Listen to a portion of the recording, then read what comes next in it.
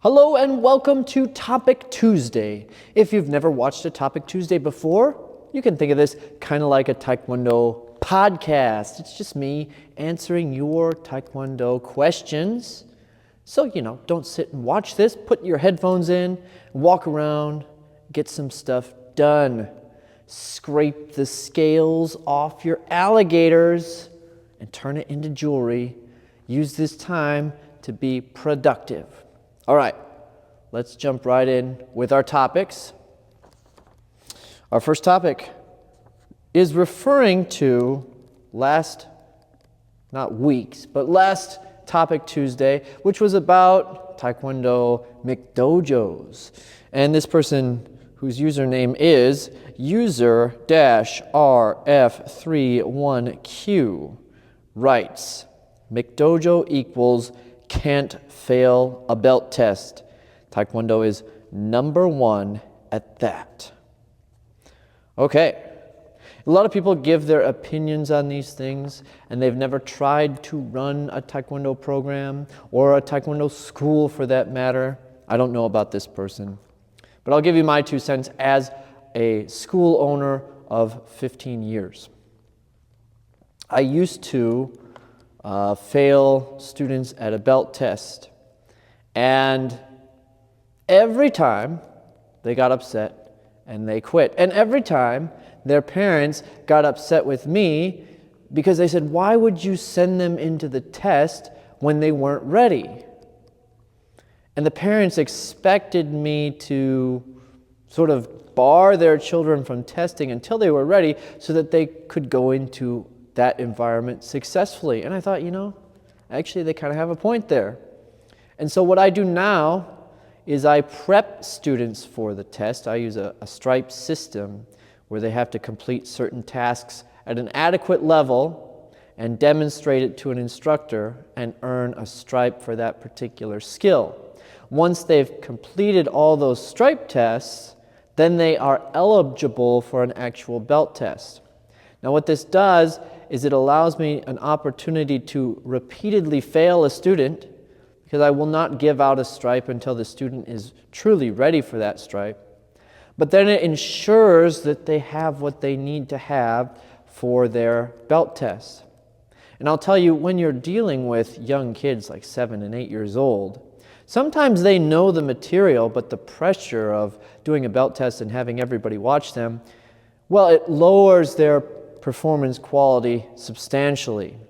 Now, does that mean that person isn't ready to proceed to the next belt? It might just be that they're having a bad day at that particular moment. You can't be too hard on a 7-year-old. They're in a learning state still. They don't know how to do these things yet.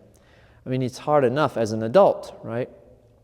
So rather, I have them earn all the skills in a step-by-step process where they can fail many, many times and then prove that they're ready to do the test. And because of that, I've never had to fail someone on a test because they're prepped fully for it once they get there. And even if they goof something up, I know that they know it because they've earned that stripe before, and I can usually coach them out of it and into the material they're supposed to know again while they're testing. So that's just my 2 cents. As a school owner, I think it's best to make sure that people are adequately prepared so that you don't ever have to fail them on a test, because that does not reflect well on you as an instructor as much as it doesn't reflect well on the student. So it's not so much a matter of like, my school's really hard, they only pass 2 out of 10 people at every test, or if somebody goofs up on a test, they fail. Certainly it gives you some sort of ego boost because it makes you feel like you're coming out of a really tough environment. But the other way to look at it is that the instructor is inadequately preparing students for tournaments or belt tests, and that's why they're failing. 2 ways to look at it. And certainly the way that works better for dealing with people and running a successful business is to prepare them so that they have a good experience on their test. All right, let's move into the next topic from Witty Z Track, which says, and I'm guessing that English is Witty Z-Track's second language.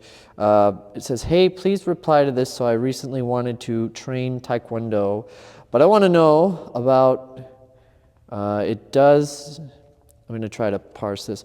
I want to know if it has punches or just kicks and other things. Just tell me some of the things about it. So it just sounds like Wizzy Z-Track is wondering about what all is covered in a typical Taekwondo class. All right. So as you know, there are many components, many different things you can study in the martial arts. We tend to break it into grappling, striking, and then weapons. And so which parts of these bits of training are in Taekwondo? Well, of course, it first depends on the school.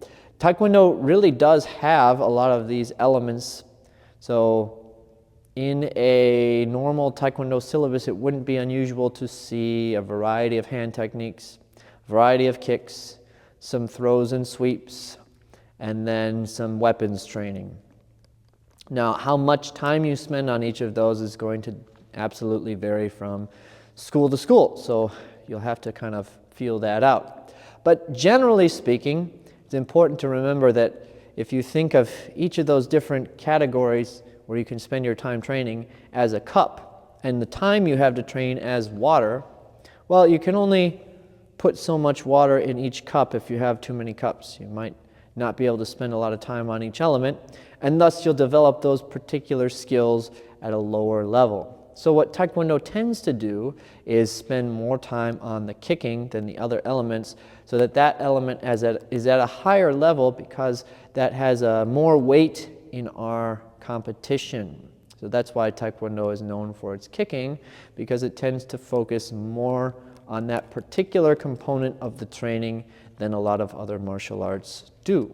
That doesn't mean that every Taekwondo school runs exactly that way, so you'll have to determine it based on the school that you look at. But I would tell you, if you want a more diverse set of skills, you may want to look into karate systems. Very similar to Taekwondo, but generally speaking, a little bit more rounded in terms of the variety of techniques that are practiced. Our next topic comes from Omar Han 2778, who writes, your videos are most informative and fun. Thank you. Please also make a video, if not already done, about traditional Taekwondo, as it was developed as a proper fighting style, its self-defense elements. Also, did it have any joint locks or throws to complement the striking element? All right. In the Taekwondo world, there's almost an Atlantis myth. This idea that in the past there was this grand version of Taekwondo that was a killing art, and that it has devolved, that Taekwondo fell, and it's now an inferior sport that bears no resemblance to its former glory as a killing art, just as Atlantis fell and we lost this high-tech civilization, and everything after it has been degraded. And one of the big books that pushes this idea is the book A Killing Art. Now, the book has a lot of true data points in it, but I don't think that the overall narrative it paints is accurate. Taekwondo, of course, comes from the early Japanese version of Okinawan karate. When karate got ported over to Japan, it quickly lost its self-defense elements. It started to be practiced as a dueling art, meaning you're looking at it through the lens of, I'm squaring off with someone in a competitive format and trying to land strikes on them, versus someone randomly assaults me. So the lens through which the techniques were viewed shifted dramatically. This was the lens that the Koreans had when they learned this karate system and reformatted it into Taekwondo. This was transitional karate because it has developed significantly more. If you look at modern karate, and it doesn't really resemble Okinawan karate. So it was its own thing, its own little snapshot in the development of a relatively modern art.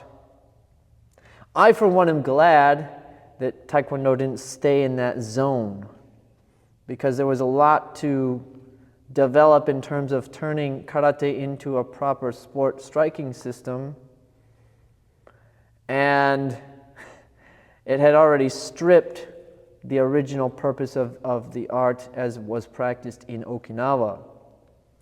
So I don't think Taekwondo ever had anything special. It was just transitional karate. Now, some things they did that aren't commonly practiced anymore are things like hitting a makiwara to develop your hands, to make your hands stronger so that you can hit something really hard. But the sense of timing, spacing, all the sporting elements, all the things that we think of as making a good fighting art, which we're usually, when we use that term, we're usually talking about an art where you can duel someone and use it to win. Those things hadn't been developed to a high level yet. That came many years later through the pressures of the competitive circuit. Of course, the Koreans developed their own line of competition, which is why Taekwondo competition and karate competition look distinctly different, even though they share the same original roots.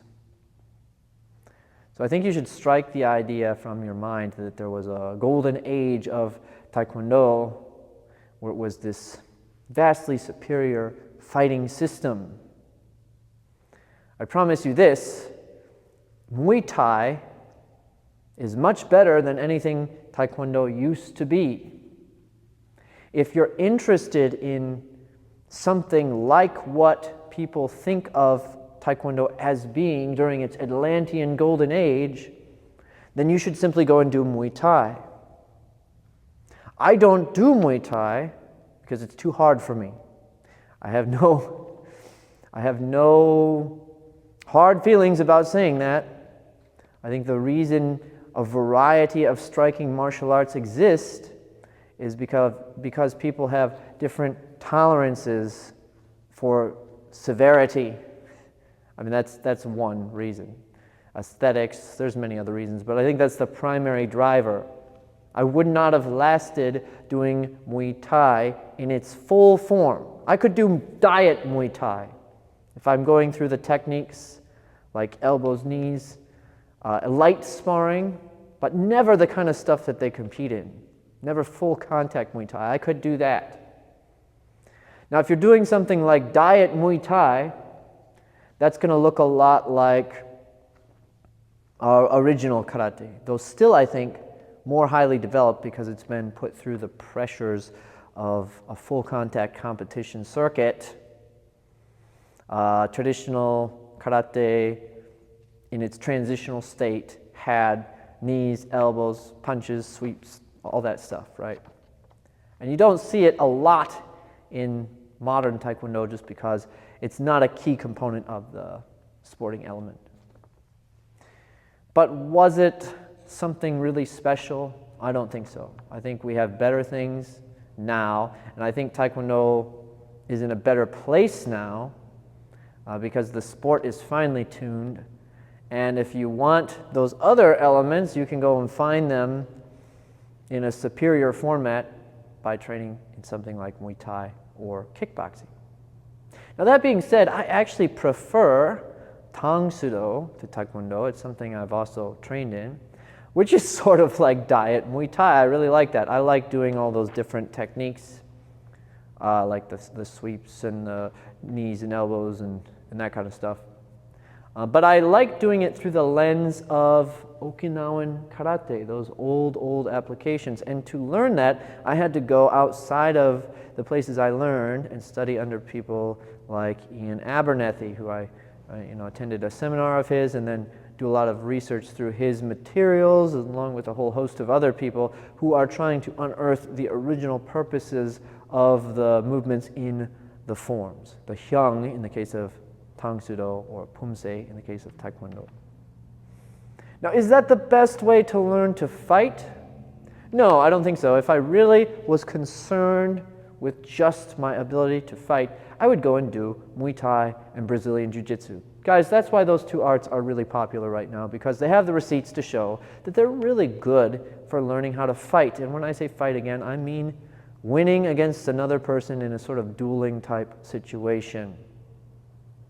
Now, if you're talking about self-defense, that's a very unpredictable sort of thing. A lot of it has nothing to do with fighting at all. And then when it comes to the fighting, it looks different from anything in a competitive format.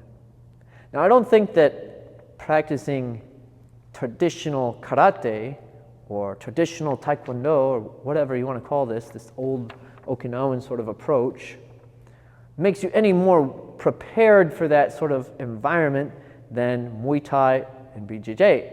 In fact, if I had to assign myself a bodyguard, I'd pick the BJJ Muay Thai champion. I'd pick them every time over someone who's just studied Okinawan karate. Now, I prefer studying the traditional arts. Why? I don't know, it's just who I am. I like digging into the history. I like sort of that you have these movements and you're not exactly sure what they're for, and then you have to figure it out. It's like this problem solving. I like the cultural trappings of it. And as I said, I'm just, guys, I'm not into that level of severity in my training, so traditional karate type stuff is much more applicable to what I want out of the training. And then what I always point out is it's going to be better for me to study that than nothing at all when it comes to either dueling or some sort of self-defense situation where I needed to fight erupting. I'm better off studying that than nothing at all. But I don't think it represented a golden age in martial arts where the knowledge has now been lost, because we have better answers right now. I think I said it in the last video, it's like comparing classic cars to modern cars. Some people just like classic cars. They're cool. They have a unique aesthetic to them that a modern car does not. But if you're just talking about getting around reliably, anything you measure on paper like speed, maneuverability, all of those things, a modern car is better. And in the case of unarmed martial arts, I think we've had enough time. We have these massive international competitive circuits now to suss out exactly what works really well. And there's still innovations being made, but it's in a much more mature place now than it was when some people think we had this golden age of Taekwondo. Taekwondo still exists because it offers an in-between. It's still got full contact fighting, but it's regulated. It allows you to do a sport, a striking martial art, that's not as severe as Muay Thai, that's not as tame as light contact point fighting, and it has a unique place then. It has a lot of popular tournaments that people like to participate in. So I don't think Taekwondo was ever a proper fighting style in the way that you're talking about, outside of the fact that it might have focused on a more diverse set of skills. And its self-defense elements, outside of them developing their bodies a little bit more for striking, I think most of those things are still intact. Did it have any joint locks or throws to complement the striking? I think in its original Okinawan karate context, yes. In its transitional karate context, no. When karate moved from Okinawa to Japan, the Japanese already had judo and jiu-jitsu for throwing and locking. They didn't have a lot of arts that focused on striking, so karate focused on that. since it had striking techniques already. So what tends to happen is if you, like in my case, I studied Taekwondo, Tang Soo Do, and the school also did Hapkido, and if you wanted to learn throws and joint locks, you did Hapkido side by side with your Taekwondo training. What was once a unified sort of art in terms of the broadness of its techniques broke apart, and people could then specialize in certain things like the kicking. And then if they wanted to develop another skill set, they could study a whole nother martial art. And I think for most people that's actually the best approach, because very few people put the time in to develop all those different skills to a high enough level where they'd ever be reliable for them in a heated situation. So they pick the one they enjoy, and they get relatively good at a small set of techniques.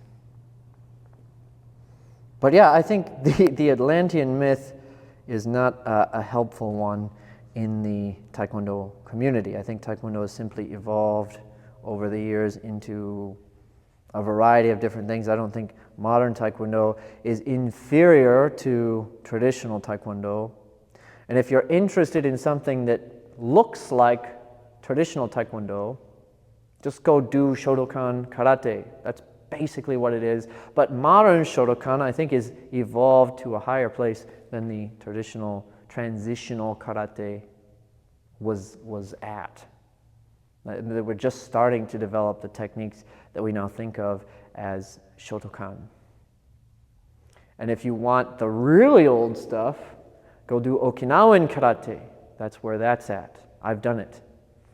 Outside of studying the applications, I went and spent some time at a Okinawan karate dojo just to try that out.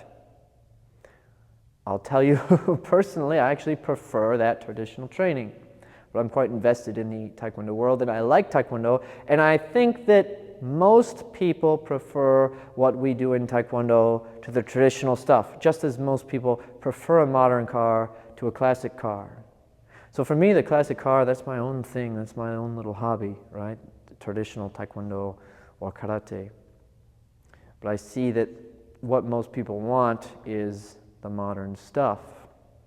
And so that's what I focus on from the standpoint of running a school. Well, I hope that helps. If you want me to elaborate more on it, I'm happy to, but I think you'll like the video I'm working on right now that goes all through the evolution of Taekwondo kicking. I hope to have that out soon. As always, thank you very much for watching Topic Tuesday, and please feel free to drop a topic in the comments, and I'll cover it next time. Enjoy your training.